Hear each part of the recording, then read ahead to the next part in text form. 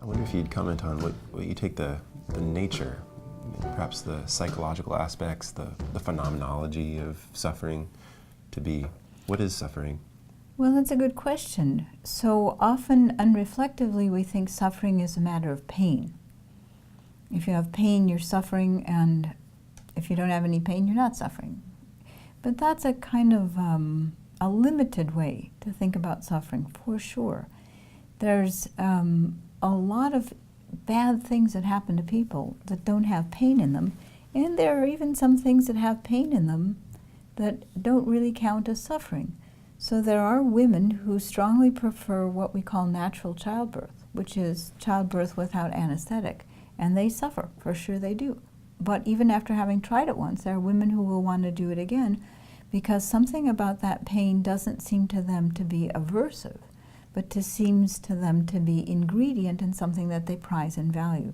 And really nobody says the fact that there are women who choose to have natural childbirth and suffer in it, that's what shows me there is no God. I mean, people don't talk that way. Right.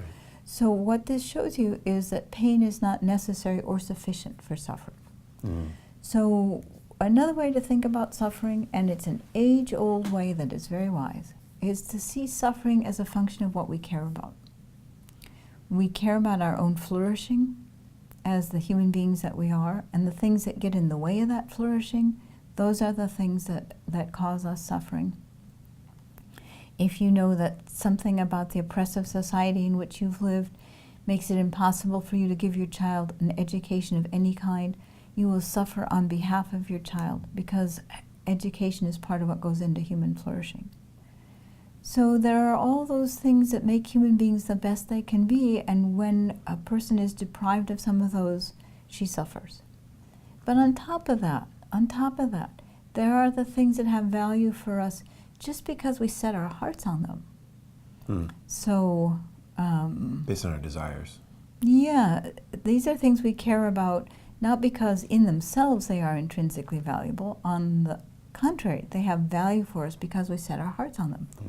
So I have children, you have children, and I don't think my children are more valuable than your children. I really don't.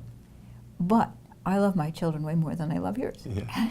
So my children have much more value for me than your children have for me, not because I assess the intrinsic value of the children that way, but this is a case where something has value because you set your heart on it. Something matters to you. Something matters to you and has value to you because it matters to you. Right. So maybe your grandmother has passed away and was very dear to you, but before she died, she left you the quilt she had made when she was a young girl, and now that quilt, which may be old and tattered and faded, this is a priceless object to you.